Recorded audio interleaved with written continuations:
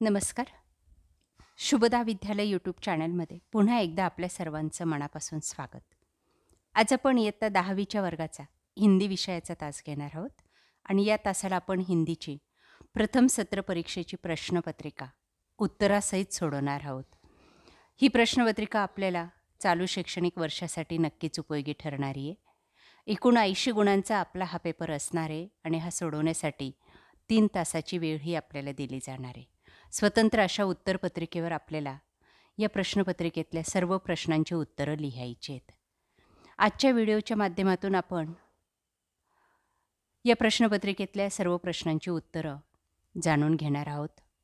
त्यासाठी हा व्हिडिओ शेवटपर्यंत पहा. व्हिडिओला लाईक करा आणि मित्रांनो, आपण नवीन असाल, अजूनही चॅनलला आपण सबस्क्राईब केलं नसेल तर चॅनल सबस्क्राईब करून बेल आयकॉनवर क्लिक करा, म्हणजे नवीन व्हिडिओची नोटिफिकेशन आपल्यापर्यंत सहज पोहोचेल. यासारख्या इतर विषयांच्या प्रश्नपत्रिका आपल्याला हव्या असतील तर त्यासाठी मला कमेंट करा. आपल्याला त्या विषयाची लिंक पाठवण्यात येईल आणि डिस्क्रिप्शन बॉक्समध्ये दिलेल्या प्लेलिस्टमध्ये सुद्धा आपल्याला सर्व प्रकारचे व्हिडिओ अभ्यासायला मिळतील. इयत्ता 10वी हिंदी प्रथम सत्र परीक्षा प्रश्न पहिला. निम्नलिखित पठित गद्यांश पढ़कर दी गई सूचनाओं के अनुसार कृतियाँ कीजिए. 8 अंकों के लिए एक परिच्छेद आपको दिया गया है. ये परिच्छेद पढ़कर आपको इस परिच्छेद के आधार पर दी गई कृतियाँ पूरी करनी है. पहली कृति है उमा की विशेषताएं. चेहरे पर छवि है, बाजा व सितार बजाती है, अच्छा गाती है, पेंटिंग व सिलाई करती है. ये उसकी विशेषताएं है. अगला प्रश्न, विधानों के सामने सत्य असत्य लिखिए. पहला विधान है पढ़ाई वढ़ाई की वजह से तो नहीं है कुछ असत्य. आपकी लड़की सितार अच्छा बजाती है. असत्य. तो तुमने पेंटिंग वेंटिंग भी सीखी है. सत्य. हाँ बेटी, तुमने कुछ इनाम बिनाम भी जीते हैं. सत्य. या पद्धतीने उत्तरे लिहायची आहेत. त्यानंतर पुढचे प्रश्न, गद्यांश में प्रयुक्त उर्दू शब्द युग्म पूर्ण कीजिए. पेंटिंग वेंटिंग, गाना बजाना, पढ़ाई वढ़ाई, इनाम बिनाम, गाना बीना,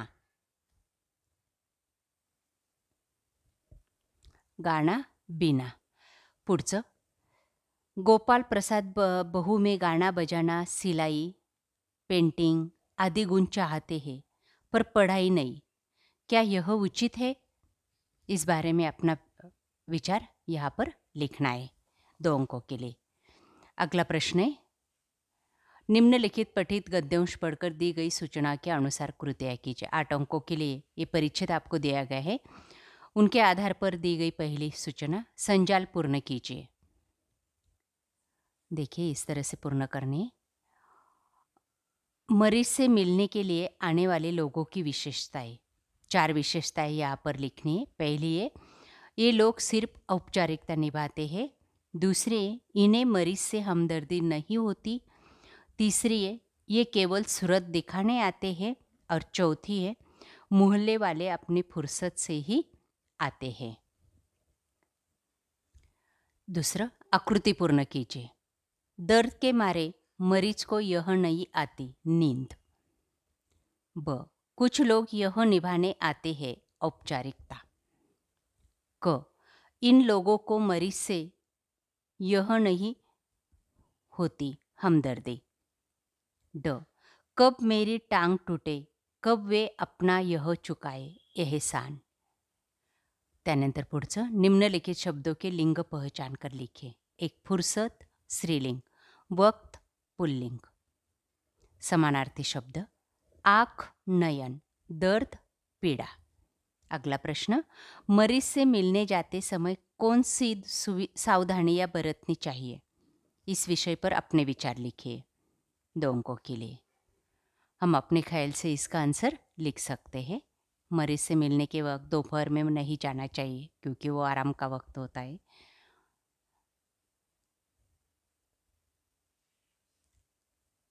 यह सावधानियाँ बरतनी चाहिए. अगला, ज़्यादा वक्त नहीं वहाँ पर रुकना चाहिए. मरीज से दुख हो ऐसी चीज़ें नहीं, बातें नहीं बतानी चाहिए. उन्हें धीर देना चाहिए.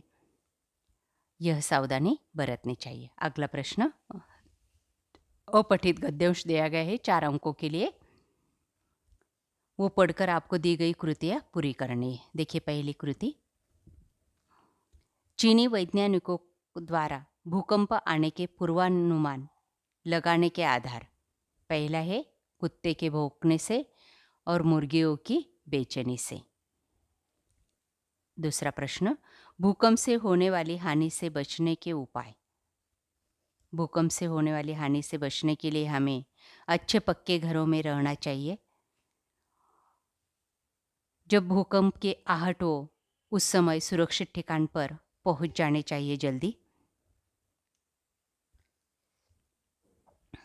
अगला विभाग 2 पद्य विभाग, निम्नलिखित पठित पद्यांश पढ़कर सूचनाओं के अनुसार कृतियाँ कीजिए। 6 अंकों के लिए एक कविता दी गई है और उस पे आधार पर दी गई कृति पहली, गिरी हुई है ये मीराबाई यहाँ संसार रूपी सागर में। दूसरा, नाम रटती है ये मीराबाई इनका राम का। निम्नलिखित शब्दों के अर्थ लिखिए। नेरी पास निकट राउरी। शब्दों के लिंग पहचानिए। गुलाल पुल्लिंग, पखावज स्त्रीलिंग। तीसरा, उपयुक्त पद्यांश की हरिबिन कुन आरती है तेरी पंक्तियों का सरल अर्थ लिखिए। स्वाध्याय के होमवर्क की किताब से आप ये बात लिख सकते हो। अगला आभाग, पठित पद्यांश पढ़कर सूचनाओं के अनुसार कृतियाँ कीजिए 6 अंकों के लिए। पद्यांश के आधार पर संबंध जोड़कर उचित वाक्य तैयार कीजिए। जुगनू, एक जुगनू ने कहा। वक्त की इस धुंध में। रोशनी,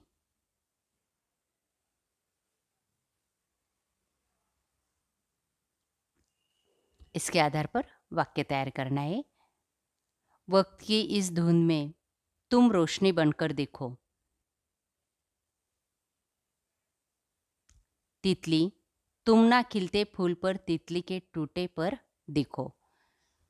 इस तरह से वाक्य तैयार कर सकते हो। अगला प्रश्न, निम्नलिखित पद्यांश से शब्द ढूंढकर लिखिए। लोगों का समूह, भीड़। सीधे में बनने वाला रत्न, मोती। पद्यांश में आए पर शब्द के अलग अर्थ लिखिए। अंतिम 4 पंक्तियों का सरल अर्थ लिखिए। अगला प्रश्न विभाग 3 पूरक पठन के लिए। प्रश्न तीसरा 4 अंकों के लिए।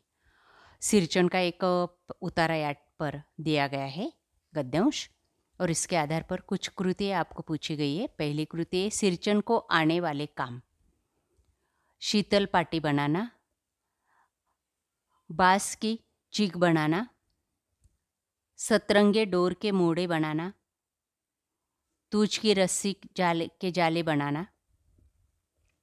अगला, कला और कलाकार का सम्मान करना हमारा दायित्व है। इस विषय पर अपने विचार लिखिए। आभाग, निम्नलिखित पठित पद्यांश पढ़कर दी गई सूचना के अनुसार कृतियाँ कीजिए। हाइकू द्वारा मिलने वाला संदेश।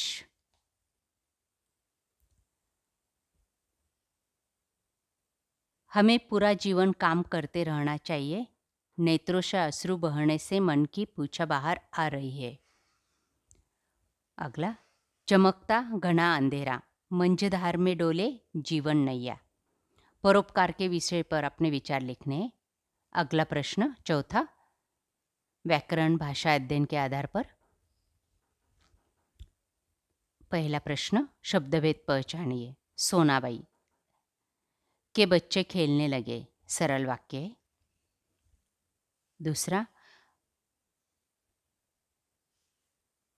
अवयव दिए गए हैं, इससे वाक्य बनाने हैं। वाह के साथ, वाह कितनी सुंदर चीख है।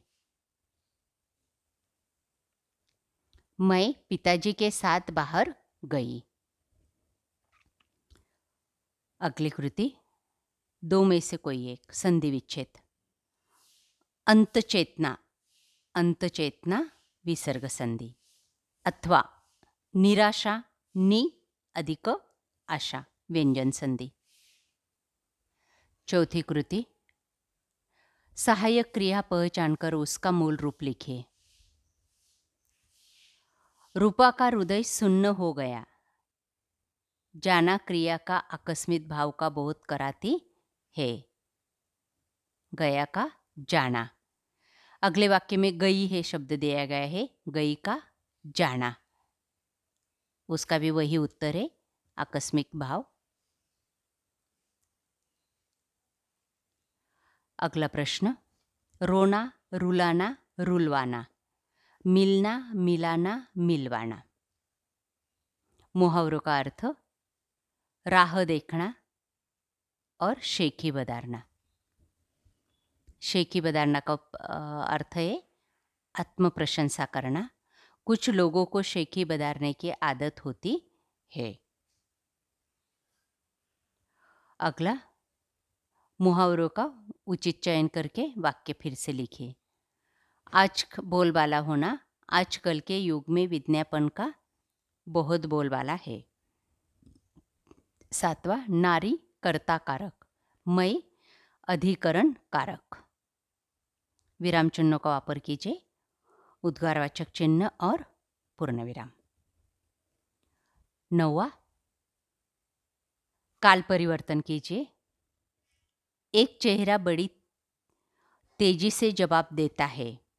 दूसरा है, सांतो तारे मंद पड़ गए हैं। तीसरा है, आप छत पर क्या कर रहे थे। यह उत्तर दिए गए हैं, वो आपको लिखने हैं। अगला प्रश्न, भेद पहचान कर लिखिए। आँख खुली तो मैंने स्वयं को बिस्तर पर पाया। अगला, तुम्हें अपना ख्याल रखना चाहिए। काल परिवर्तन की आज्ञार्थक वाक्य बनाइए।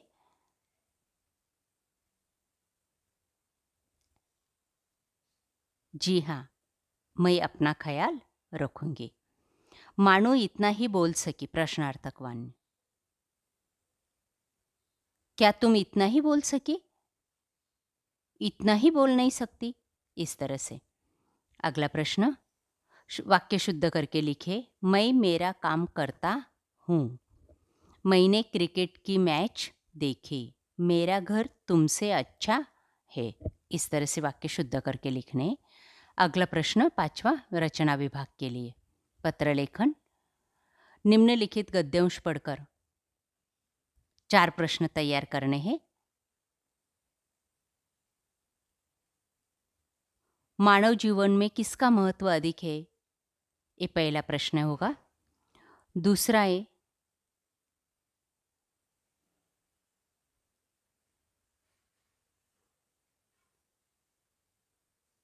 किससे अंतर्राष्ट्रीय दृष्टिकोण पता चलता है? इतिहास कहाँ पर बताया जाता है? किसका महत्व अनुभव विस्तृत है? इस तरह से कोई भी 4 प्रश्न बनाइए और 4 अंक लाइए। वृत्तांत लेखन कीजिए। विवेकानंद विद्यालय सोलापुर में संपन्न बेटी बचाओ अभियान का रोचक वृत्तांत कीजिए। अगला एक कहानी लेखन करनी है।